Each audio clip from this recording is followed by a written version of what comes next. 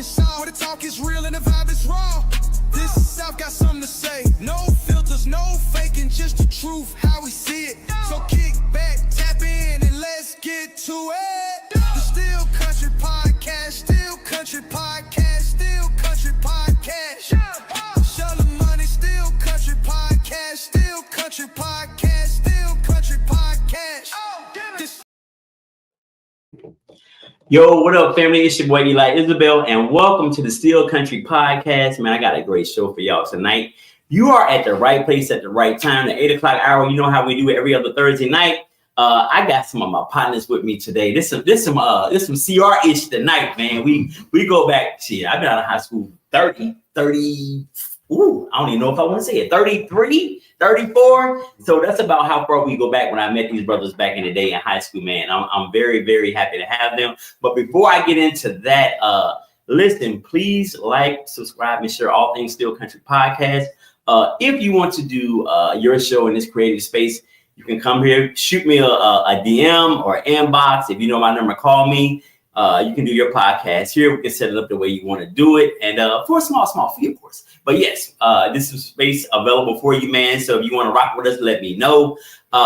Listen, we got a lot to cover in a short amount of time because it's Thursday night football, and I respect that. So before we get started, man, I want to have my guys introduce themselves. I'm going to have this rascal right here to my left. We used to hoop together in high school. I'm going to have him introduce himself and give y'all a little information. Talk to the people, dog. Shannon Daniels, good evening.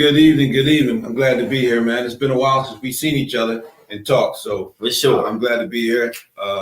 Shannon Daniels, originally from Dover, Delaware. Kids, family, all that good stuff. Retired military. Big shout out to the 100 Black Men of Delaware affiliation that I'm with. First T of Delaware. What's that? What's First T of Delaware? Everybody don't know what that means. All right, so the First T is an organization that teaches life skills to kids between the ages of 5 and 18 through the game of golf.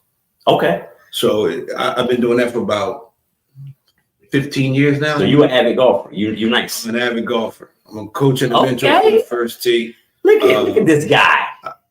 That's my love right there, the golf game. That's what's up. That's when the knees get bad, you can go to something like that.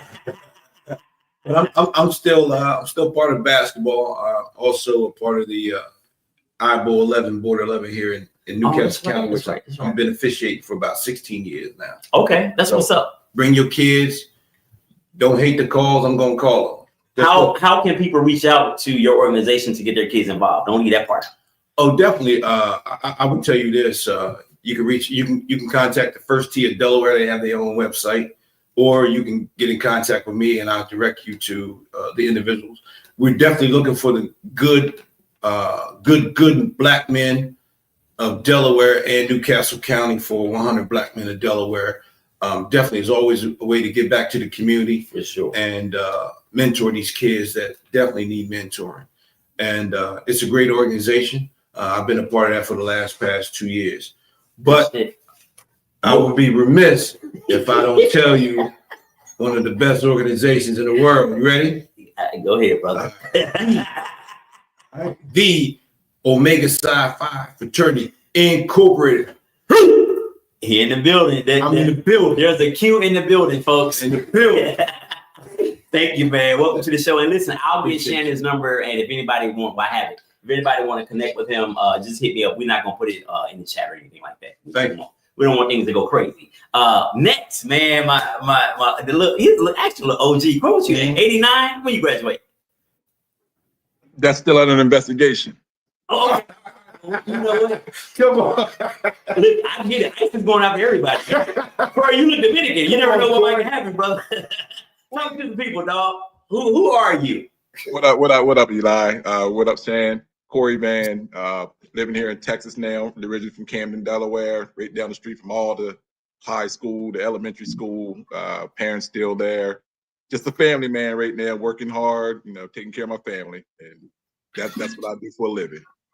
I know that's right. All right. Well, hey, man, I appreciate you coming through. I want to shout you out too, man, because you always have tuned in between. I've bounced around a few places and you always still showing up. So I appreciate that, brother. I couldn't, as Shannon would say, I would be remiss if I didn't have you show something. You know what I'm saying? Absolutely.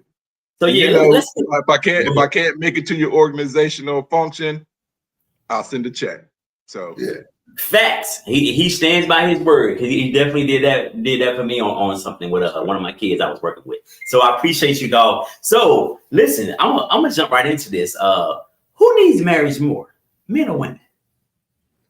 Feel free to jump out there. One of y'all jump off the porch. I'll jump off the porch. I would just say both. It's a friendship, it's a commitment, and it's nothing like having somebody in your corner. I guess always. So, and everybody, everybody will say, "Do you always need love?" Well, sometimes love is wrong too.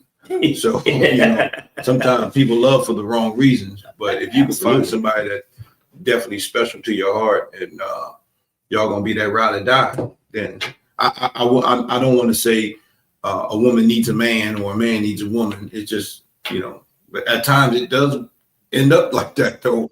You know what I'm saying? But for those, if we're going to go 50-50, not talking about 60-40 or 70-30 love, like, you know the song. I know. Say it. But I'm just saying, Science to it. You know how we go, Corey? So yeah. I get the floor to you, Corey. I'm done. Yeah, I'm gonna agree with you. Because like you said, it is a 50-50 partnership. Now, for me personally, I think getting married was the best thing that happened to me. My wife keeps me grounded, you know what I mean? And it feels good to be able to take care of your family. Like I watched my dad do this, and it's just like you want to have that foundation where, someone's dependent on you. Like I depend on her too, but I know she depends on me. My kids depend on me. I can't afford to be out there fooling around when I got, bills to pay and things to do and things to accomplish. And it probably wasn't until I got married that all that lined up.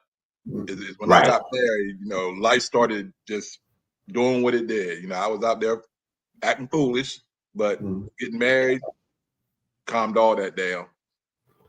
Shout out to Shamel Dan. Shout out to Shamel Dan. I got a shout. I know she's watching. Shout out to the wifey. May I play devil's advocate? You may. No, I'm only going to say, I think when we're younger, this is just my opinion. I think when we're younger, women desire marriage more.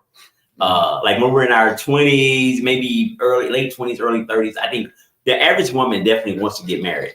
The average man, not speaking for all men, but I think the average man does not hit 21, 22 and start thinking about getting a wife. You know what I'm saying? And so, but I think when men are older, if they're single, I think they definitely desire to be married. Because you know how we live hard and, we are here now, we broke down, we want somebody to take care of us. I think that older men desire to be married and younger women desire to be married. And sometimes we just meet in the middle. You have two people that this is just meant to be. But in my opinion, I feel like that, we definitely want to be married when we're older. I think society has to play a role because they actually they put out there that the woman needs a house with a picket fence and she's got a dog and they get the 2 kids. So, and everybody wants a beautiful wedding now. You know what I'm saying? So, and now you got the carriage, horses taking you down the street, and they got roses and all that other stuff. But at the end of the day, is that really a marriage? Because I've seen people that get married like that and their marriage is trash. Right. So, that don't sustain you. That does not sustain you. Sustain you like, you're ride or die, or, somebody that's definitely in your corner and you in their corner. Because at the end of the day, back in the day, you knew somebody was with you and you needed a couple $100. You say, hey, babe, I don't come on. They give you a couple $100. They with you, Oh, that's over nowadays. if you're single, not if you're in a committed relationship, but that's over nowadays. And you made a good point about the older. So with me, I had to wait till I was ready. I didn't get married till I was 40 because I wanted to number one. You wrote it out. Yeah, I wanted to be sure, and I wanted to only do it one time. Right. I know if I would have got married in my 20s, it would probably been over. My sister, shout out to my baby sis, she did it when she was 18. They still running strong. So wow. my baby brother got married before me.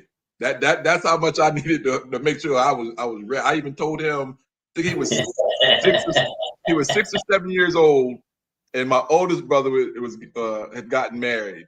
And somebody's like, "Oh, Corey, when is your turn?" I said, "This little dude gonna get married before I do." He got married a year before I got married. Did that put pressure on you to make a move because your little brother was out here doing anything? Nah, because I wasn't ready for it. I'm like, real talk. I mean, it didn't, and probably I don't know if the persons I was dealing with was ready for it either in that aspect, because I know I wasn't going to stay in Delaware. So I needed that person with me that was, when I move, they move, and they're gonna ride with me. You know, good or bad decision, they're gonna ride with me. And my wife, no matter where my accounts took me, pack it up, let's roll. She packed it up, let's roll. Not, even if she was feeling some type of way about it, she rolled with me. She prayed with me and said, okay, this is gonna work. But now we in Texas, it's it. No more moving, none of that stuff. We locked in, and we here. Retirement. Yeah, this is retirement. Wow. That's the beautiful thing. I'm definitely I'm married, so I guess I have to be an advocate of marriage. I just thought I just want to get you guys' take on that particular thing, as far as how, hey Cam, thanks for tuning in, babe. As far as how we think, and as we matriculate through this thing called life. So I think for some people it's a beautiful thing. I know some dudes that it's been a disaster. Been taken through the ringer. Now they paying adult child support, aka alimony. You can have your check, your pension on deck for her. Like, I've seen some nightmares, bro. I've heard some nightmares. So, but go ahead, Corey. No, same thing. Yeah, no. Again, it's not for everybody. Like you gotta be ready for this. Like it's a job in itself. It's a job in itself. That you don't get paid for it. Yeah, you do the paying. How about that? The job you pay out. But the salary worth it though, bro. Like I said, I just can't have any complaints about my marriage. Like I said, everybody talking about that 7 year. Again, the beginnings are they rough, but you find a way to work those things out, and you stay together. Because that was one of the things we talked about when we got married. Like there is no divorce. Like this is going to work out. Like we're going to work these things out. Right. If you cheat on me, then that means that person's gonna be staying with both of us, because he got to take care of you and me. I never looked at it that way, but I ain't necessarily mad at that logic. I just go jive, but I ain't going on. Hey, yo, fellas, let's switch gears. I want to talk about something that has really disturbed me over the last couple of days. Trey Reed, college student down at Delta State University in Mississippi, was found hanging in a tree. And as of right now, the sheriff's department down there and the campus police, you can't never really put too much stock in campus police, but these people are saying there is no foul play.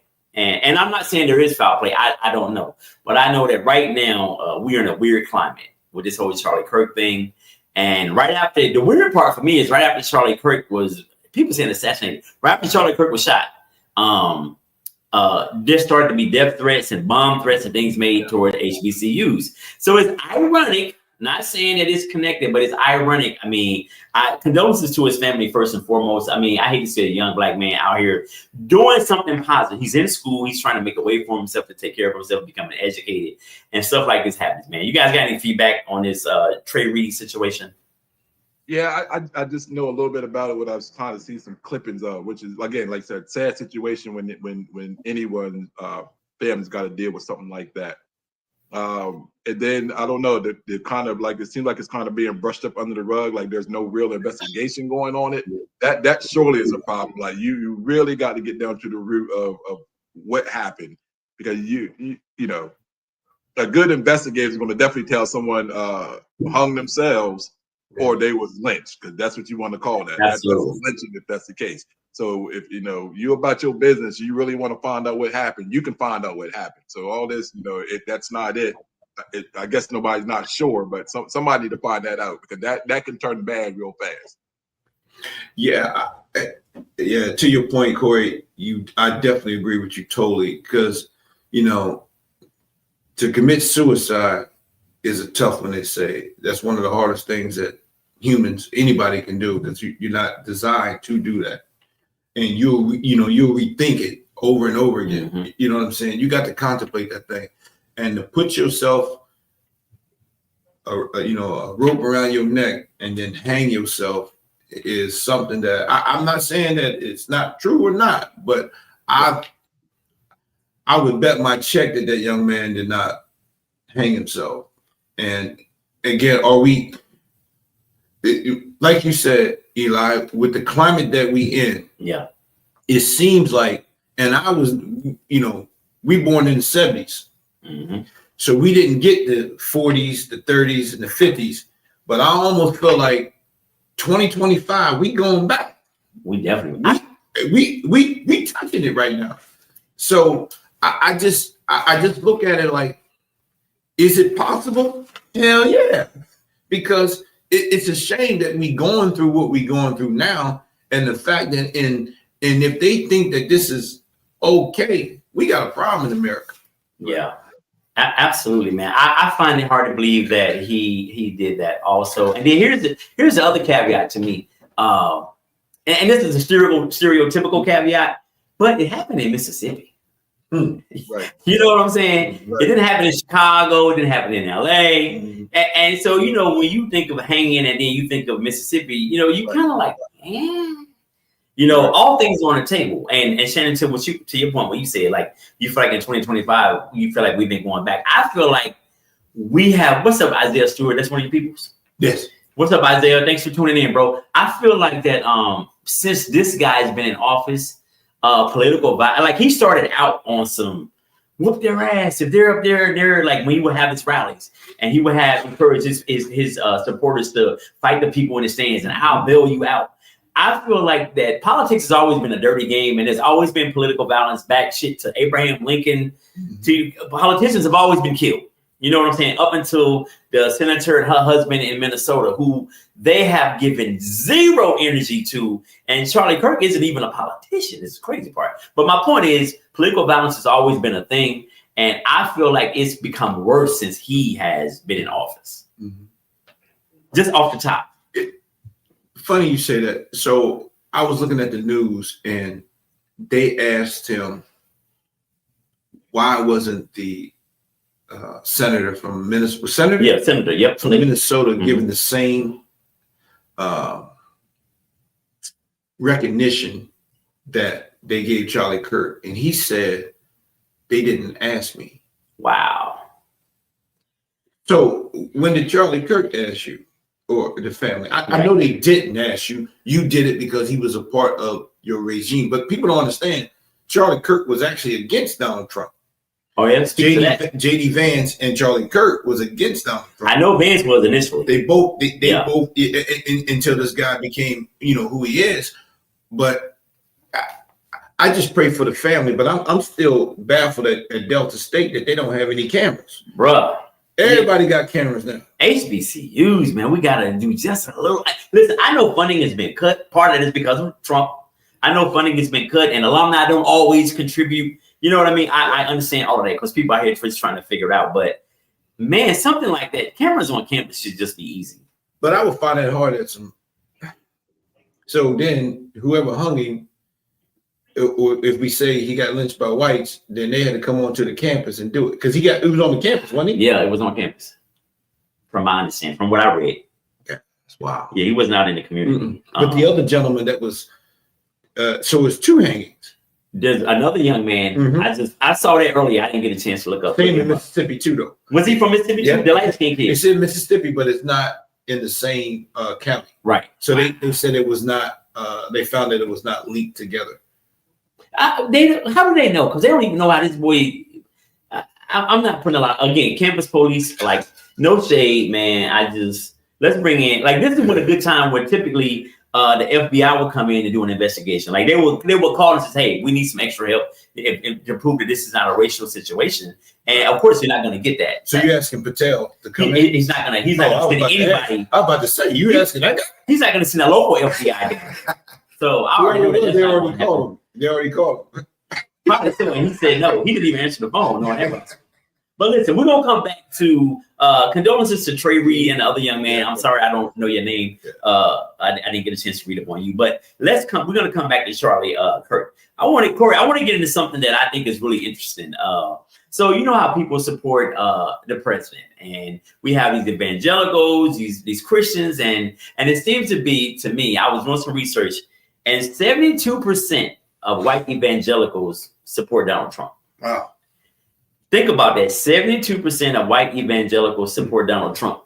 And I got to wondering, if you are a person that follows God, whatever your God is, we're just going to say Jesus Christ, right? You follow God and you are you quote the scripture, you're a Bible thumper.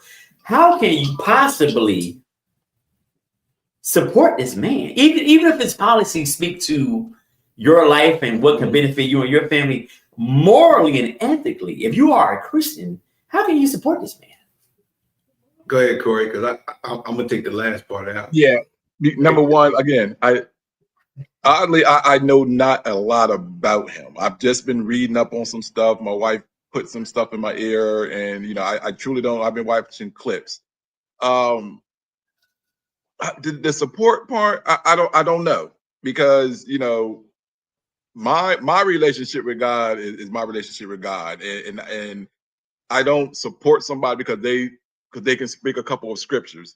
I mean, you read enough, you can talk a mile a minute about scriptures and still not live right. And we see this every day. People can quote the Bible back, front, forward, backwards, and live in foul as they can be. Mm-hmm. I can't quote a whole bunch of scriptures, but I'm living the best way for God that I can. Right. Like I said, some of the stuff that he says, and again, I just watching clips and stuff. You can agree with it from a biblical standpoint because, again, what's in the Bible. Like, I'm gonna say this because I want to be careful with my words. If Jimmy Kimmel can get fired, anybody can go. So this free podcast now. This free podcast, Corey. We good now. No, but what I'm saying is this: in this day and age, I got a granddaughter, she's 10, and if you're telling my granddaughter that she's got to go to school and you have to teach her about homosexuality, nah, get her homeschooled. Because what does that have to do with your future, your life, and your curriculum, what you want to do in life? Now that's a choice that you want to make if you want to go that route. Have nothing against it. If that's who you are, that's what you want to be, then be who you want to be. So I know that's one of the things I think he speaks. Yeah, he's definitely against the LGBTQ community. Yeah. And again, I'm not against anybody. But that's a situation where I'm like, yeah, I'm not with that either.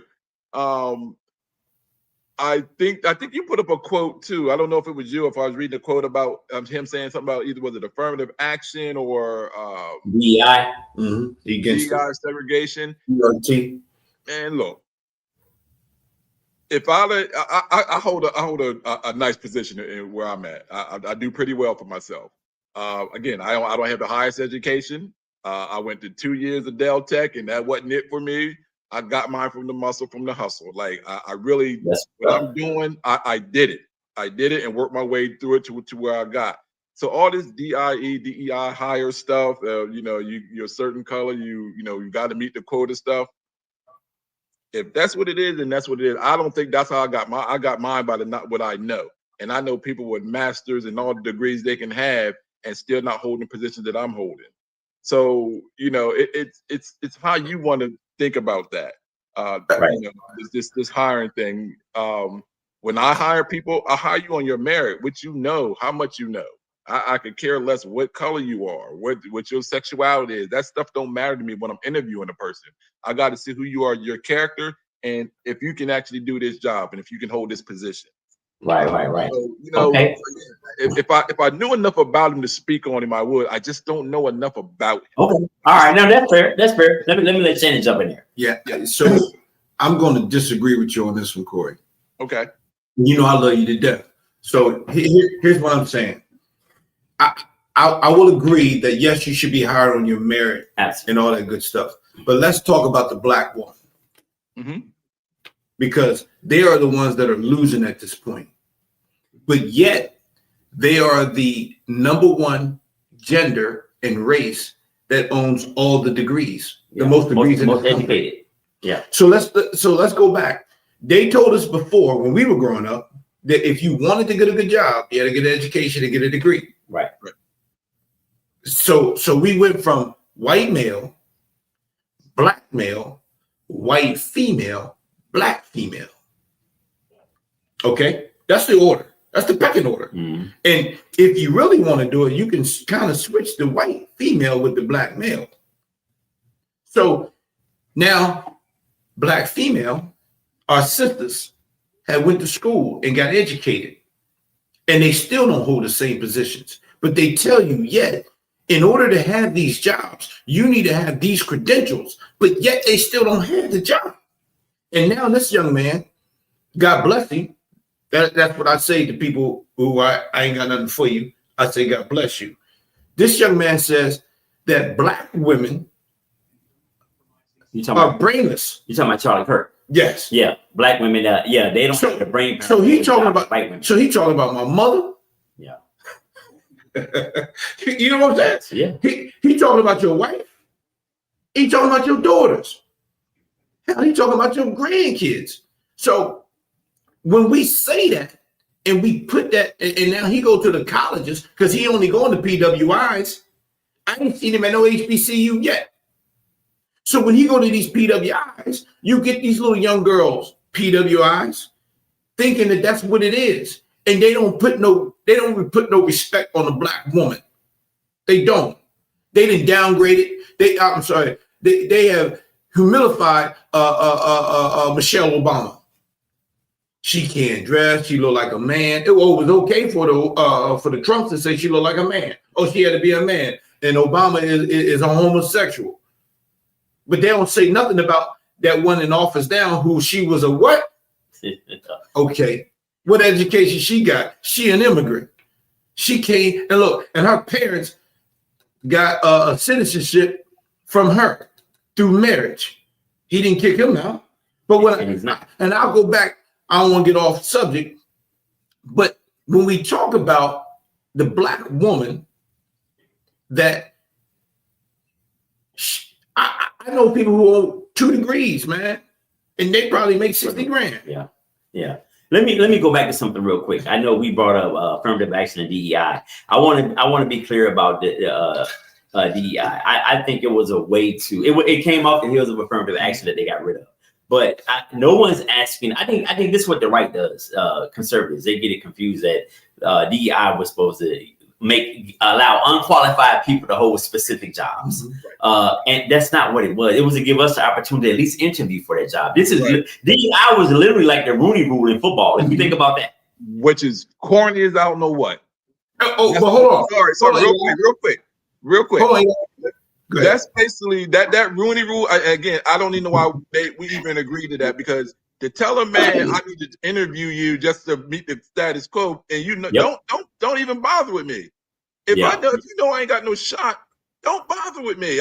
And I'm okay with that. But I know if you call me in and like you sitting me up there like, yeah, you like 1 and 2, 3, you know, the top chance to get this position, and you know that's not true, then don't bother me with that. Yeah. Right. For sure. But hold on, Eli. They say that the gender and the race that benefited from DEI was the white female. Yeah, absolutely. I saw some research on it. Yeah. They have definitely benefited from. There's always a way that they can jump in line. They can cut the line, regardless of what policies or what might be set to help, black and brown people. You know what I mean? So, that's just what it is. Shout out to Tom Daniels. What's up, Hype D? Julian, DJ Styles. Corey. My bad. What? DJ Slick Styles. DJ Slick Styles. My bad, brother. Hey, Corey. Julia said, "Can her brother get $5?" Nah, he ain't never paid me back from that golf and that we are. Julius, did you hear that? Corey said you still owe him something. So shout out to y'all, man. Thank y'all for tuning in. OCR. Yes, sir. OCR in the building. So listen, let's move. So Corey, this is what I want to talk about. So Black Christians. So there's a 72% of white Christians that do support Donald Trump. And we don't necessarily see the same thing as far as black Christians. But here's my thing. This is my question. Has us being turned on to or having Christianity forced down our throat, because when most slaves came from West Africa, a lot of them were Muslim. Now there were some Christian slaves, but I don't think they subscribed to the idea of a white God, the picture that has been presented to us our whole life. I don't think people from African country were subscribing to that part of what Christianity was, and they damn sure weren't subscribing to how you need to obey your masters. You know, when you're talking about slavery in the Bible. So, but has Christianity made Black people more empathetic toward our oppressors? Mm-hmm. Go ahead, either one of you. I'll jump in. So Santa Claus is what color? White. Okay, and then I'll go to the Christian part. We have a religion that is one of the worst religions ever, and that's the Catholic religion. Ooh. They still allow these kids to be going through what they go through, but we still got their religion. But if you named a group right now and they were doing the same thing, we would get rid of it. But it's so much, it's high paid. It's right. So much money to it. But we go back to, the Bible said he was made of what? You understand the hair? Mm-hmm.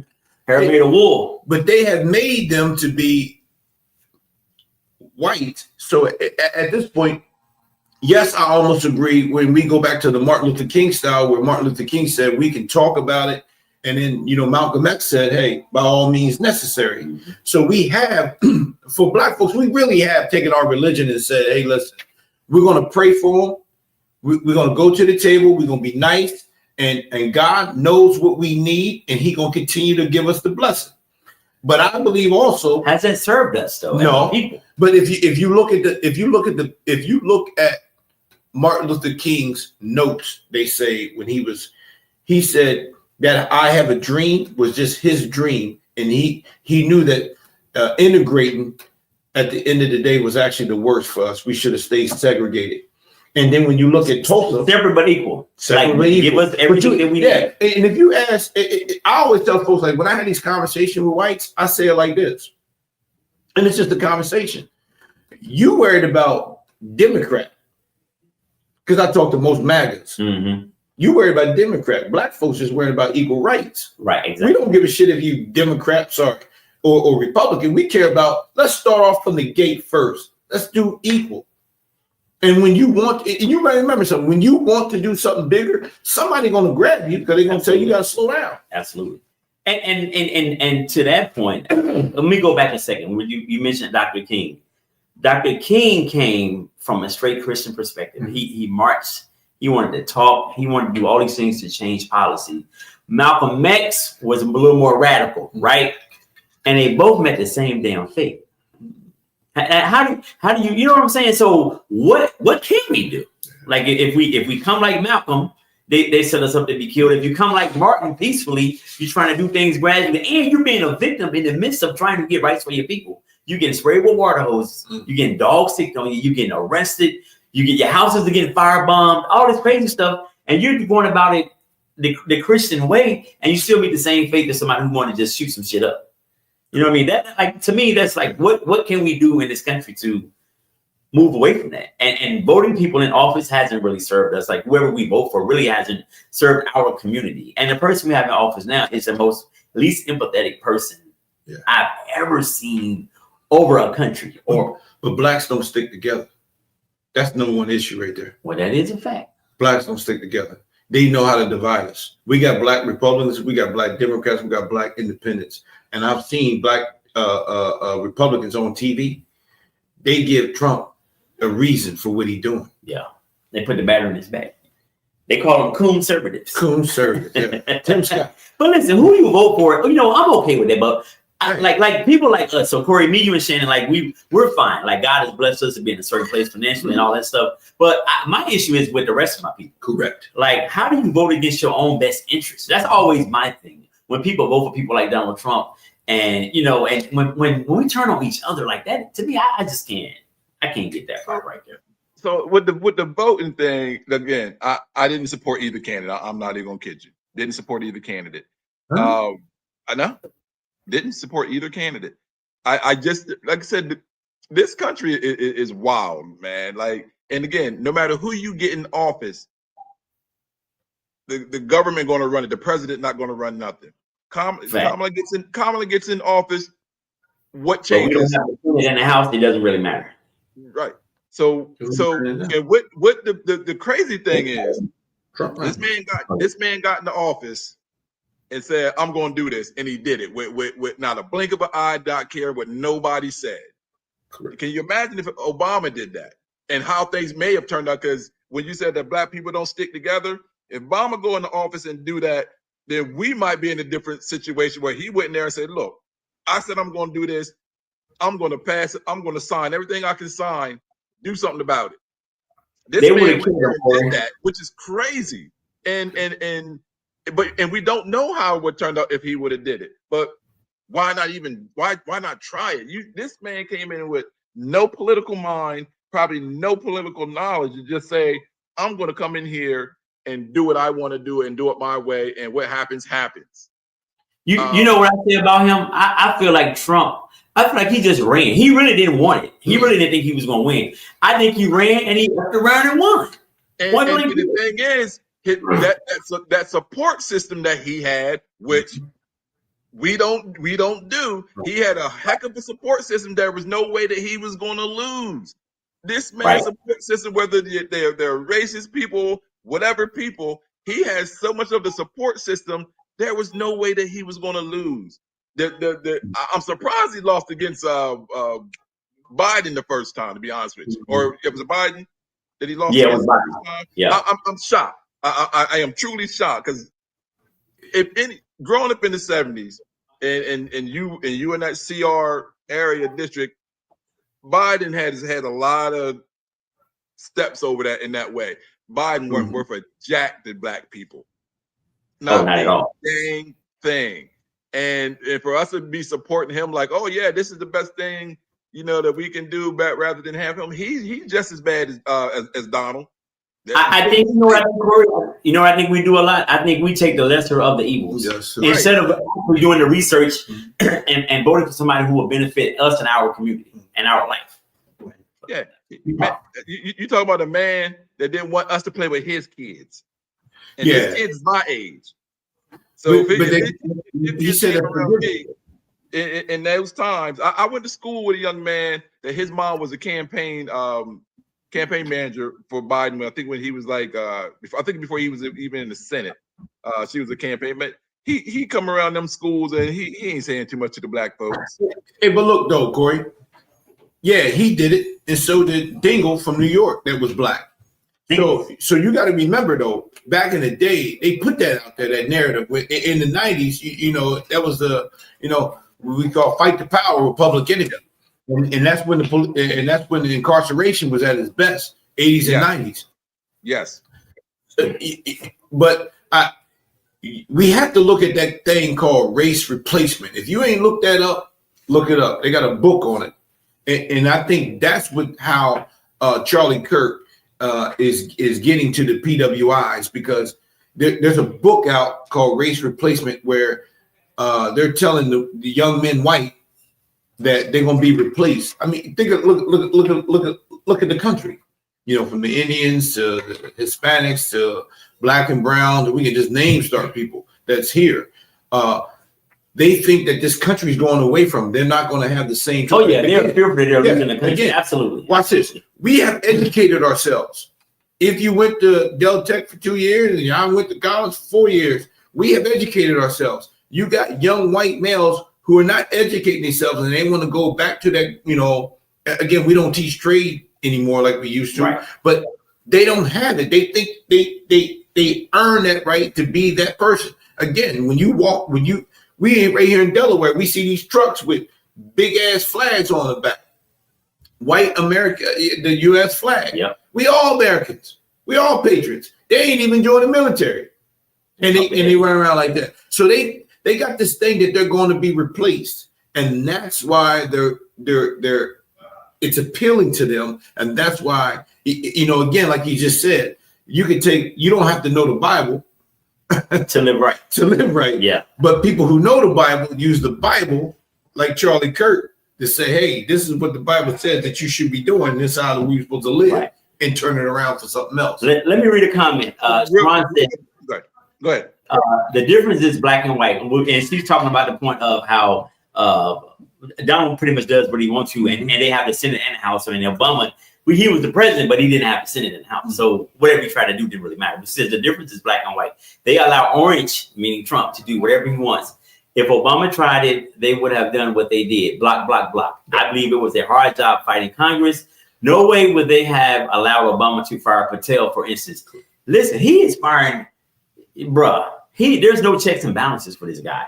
He just does whatever he wants to do, and and conservatives are okay with it. And conservatives, you are called a conservative for a reason.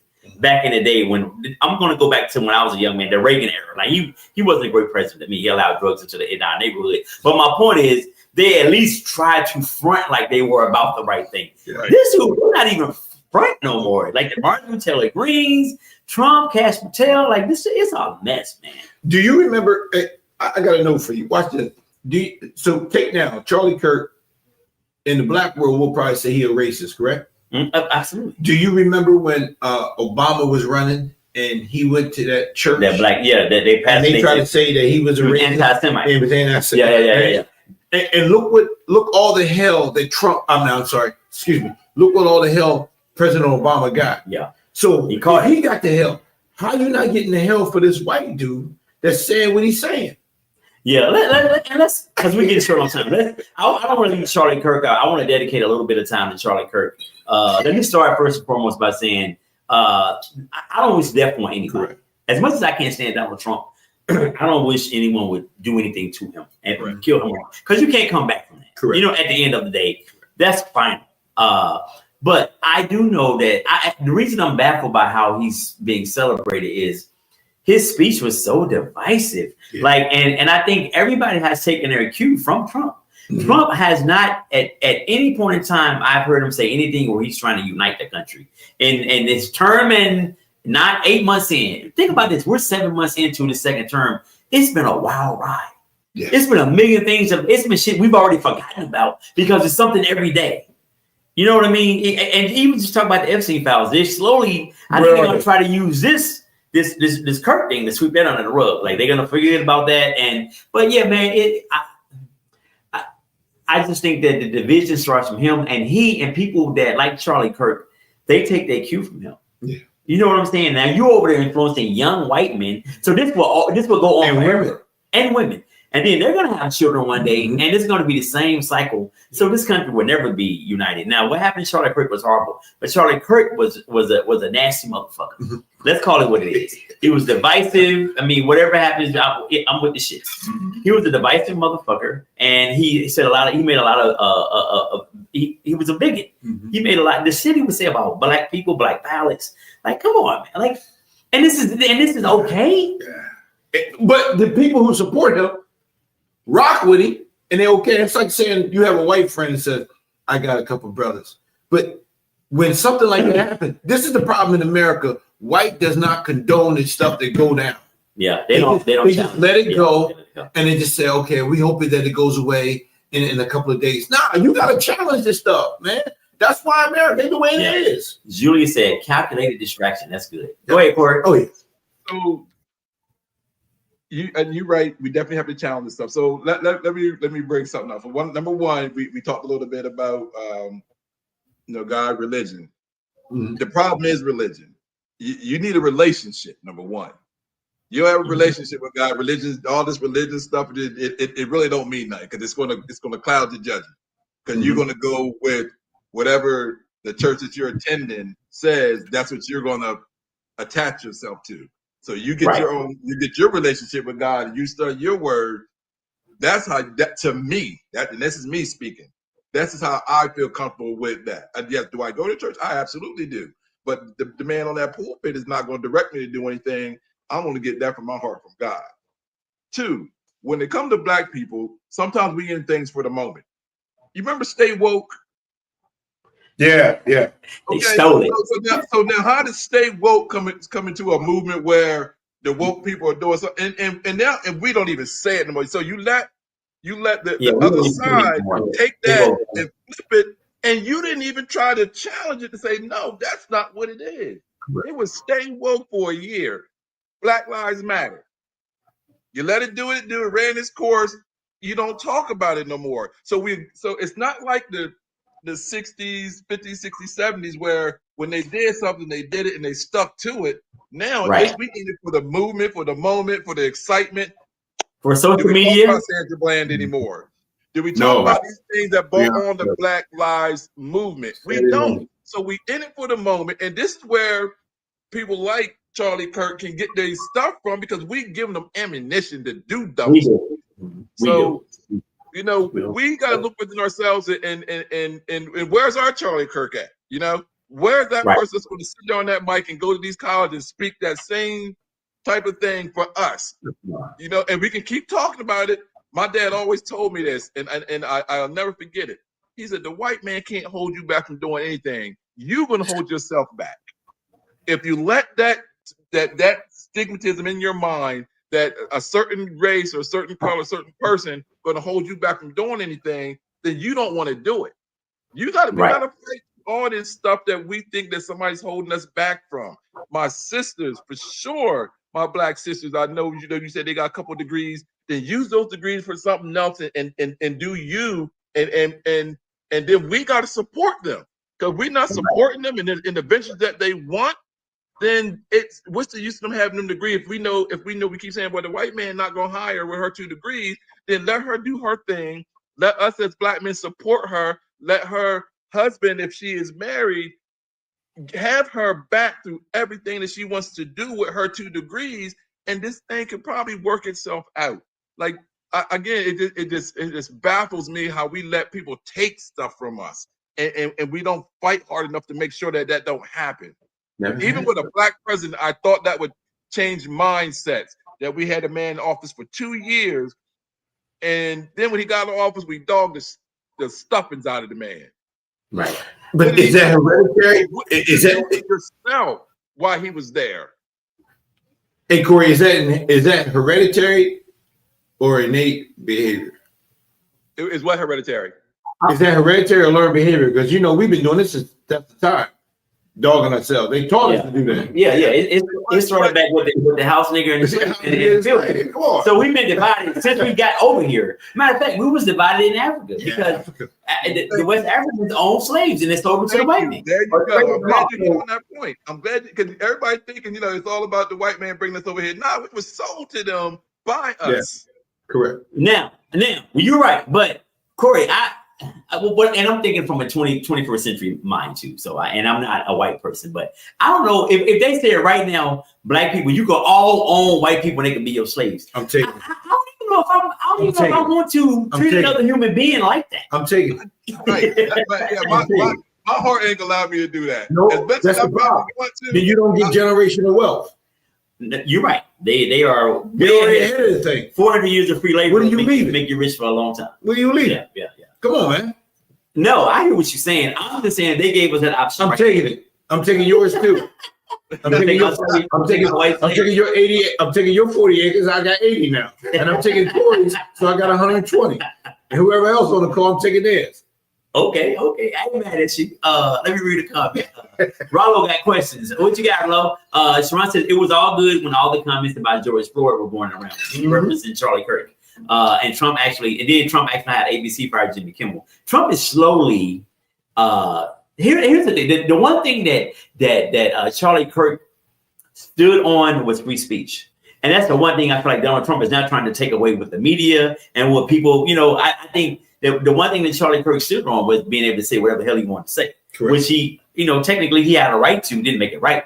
But I think Trump is now trying to suppress the media. If it's against him and not supporting his movement, then he wants to suppress. So it's real crazy out here. He ain't arresting people on January 6th. He actually gave a pardon. Yeah. So that's freedom of speech. Lowe says, "Well, we really bought over here, or were we already here?" You know what? I just read something about that. We were here. We're indigenous people. Yeah, we were already here too. I just read up on that. That's true. Yeah, that is true. Some of us bought, some of us was here. So Yeah. So we listen. Here first. That's what we do know. We definitely know that part. Okay. But listen, man, I know that the next Charlie Kirk is around the corner. They're being bred. Somebody's waiting to slide in his spot. to keep that movement going. And also they're trying to make this man, like some kind of political hero. So who doesn't want to stand in those shoes and possibly, I think some people think that's honor being killed if you're standing on, whatever you believe in. And Charlie Kirk was. And here's the crazy part: we never talk about white on white crime. That's something he talked about all the time, black on black crime. Charlie Kirk was killed in the whitest state on the whitest university by a white person. How about that, bro? Yeah, we didn't do nothing to him. It was no gangs. The people he railed against, it was no impoverished black and brown people. It was somebody who looked exactly like him that took him out. So we need to. I think we need to start fighting back with that narrative of black on black crime. That is just people hurt and kill who they're in close proximity to. that is correct. And that's just point blank period. If you live in an all white neighborhood and there's a shooting, it's probably going to be a white person shot another white person. Exactly. So I think the media has done 100 years of disservice to us by saying that we are these animals and we kill. Like, y'all shoot up schools. They do all these other things that don't seem to get the same kind of coverage. And it's so bad that you got Africans that I've talked to an African dude, and he's telling me about what they thought of us before they got here, because all they saw was negative images of us in the media. Now, to the credit of what he's saying, growing up, I thought all Africans lived in the bush and they had flies around their mouth and they were slobbering, because that's the image. Am I lying? When you saw those commercials, then it looked like that. That's $5 a year.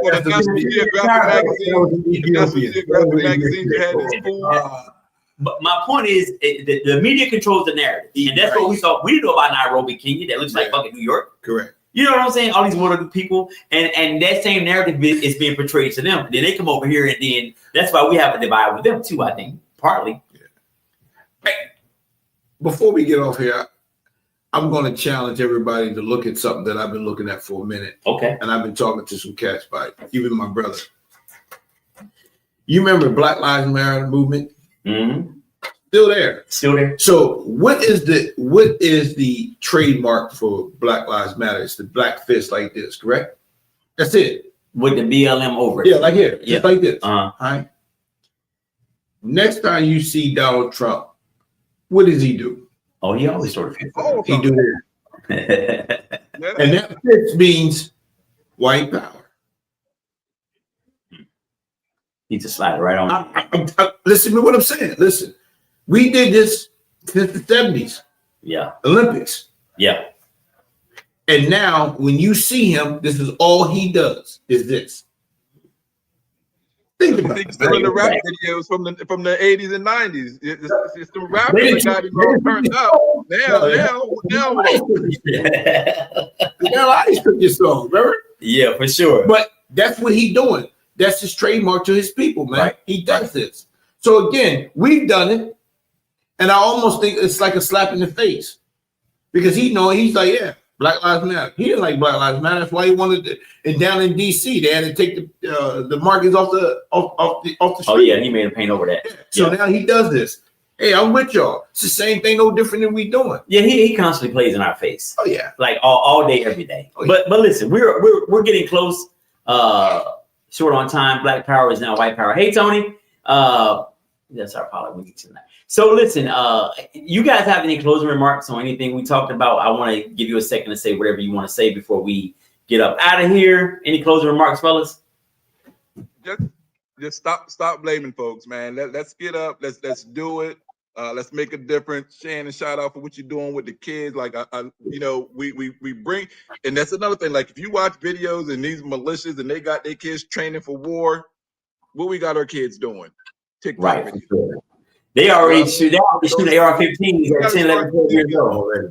Right. We got to start thinking a little bit more about how we want our kids to be raised up and what we want to let this next generation, because we got a generation that's a little bit lost right now. So we can't I'm scared. Wow. This generation, and y'all educators too. So shout out to both, because I know y'all got some of the toughest jobs ever, being the educator and trying to get these young men and young women in line.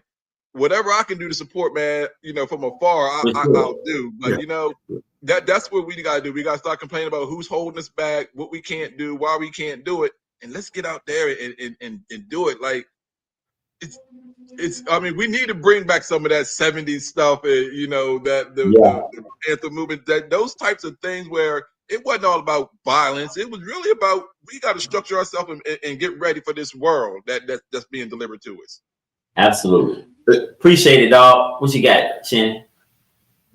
I give it in 30 seconds. I got a brother right now. I'm gonna give him a shout out. That he'll know who he is if he's on. He started this company called Credit Bills, and it's financial wealth. Okay. Where he allows, people with bad credit, and he works on helping them get, better FICO scores and all that other good stuff. You know what I'm saying? Because again, I think for us, for Black folks, it's financial literacy. We got to understand the wealth of money, and not just money, but real estate and all that good stuff, assets. So he's big. I work with him. Well, we work at the same place, man. And he's done a tremendous thing for a lot of cats, bro. And it's amazing. But at the same time, I'll leave everybody with this. I'm in my 50s, and I pray in God that my grandkids see a better today for them than it is for me. And it takes all of us, man. Seriously, we got to stop going to Black folks and asking for a damn $5, $10 discount, because you ain't asking them when you go in there and get Michael Kors and all the other shit that you do. Right. So instead of defaming somebody and looking at them up and down, let's support them. Yeah. It's an opportunity for us. And again, our kids are lost is because we giving them things that they ain't never had to earn. We earn our stuff. Every out the mud. We earned it. You got a quarter a day. If you outside, you had to make a phone call. You better say that quarter because you only got one. That's right. So again, listen, we understand that the country is in where the state that it's in right now, but it's up to us. And listen, man, I commend you, brother, all day, man. Keep doing what you're doing because people need to hear this word. Yeah. And they're looking to take you off of this. I am honored to be here with you tonight, bro. Oh, appreciate it, man. Honored. So to all my Black and brown out there, I love you. God loves you. If we didn't do it today, let's do it tomorrow, man. Let's take a change and stand in our life, in our community. And it starts with our community. Absolutely. Don't ask the president to change your lifestyle. You change it, and you help somebody else change theirs. God bless. Teach one.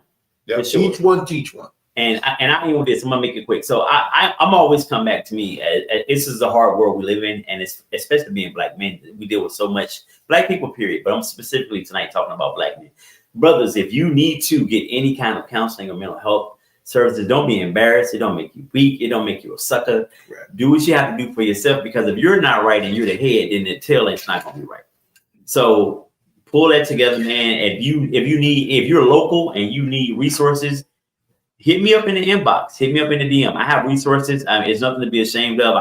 I am now working with adults in counseling. My thing has been children my whole life, but I'm transitioning to some adult work just to get that experience. But listen, take the necessary steps you need to make you better, and that all trickles back down to our community. So listen, thank you guys for tuning in tonight, man. Corey, Shannon, man, CR Love, thank y'all for rocking with me tonight. When I come home, Shannon, bring my golf clubs with me. It's gonna be in November, but y'all better I might be coming to San Antonio to play in your neighborhood. Right, let's go. Let's go. Hey, yo, Corey, when I get to Dallas next month, I'm gonna hit you up on Holly and let you know what we got going on. Let me shout out Mikey Berries. Mike, thanks for the quote. Let me just read something. Mike says conversations must be had. Don't rob a generation saying we don't talk about issues that need to be addressed. Thank you, Mike. I appreciate that, man. I think Pastor or Reverend. Shout out to you, Pastor. Yeah, one of them. Shout out to you, God Mike Julian. What up, boo? Thanks for tuning in. Low always, Tony, Sharon. I appreciate y'all, man. Listen, please like, subscribe, and share the Still Country Podcast. I love you guys. See you guys in 2 weeks. Peace. The Omega Psi Phi Fraternity Incorporated. Yes, you guys. Straight out the South, Arkansas, where the talk is real and the vibe is raw.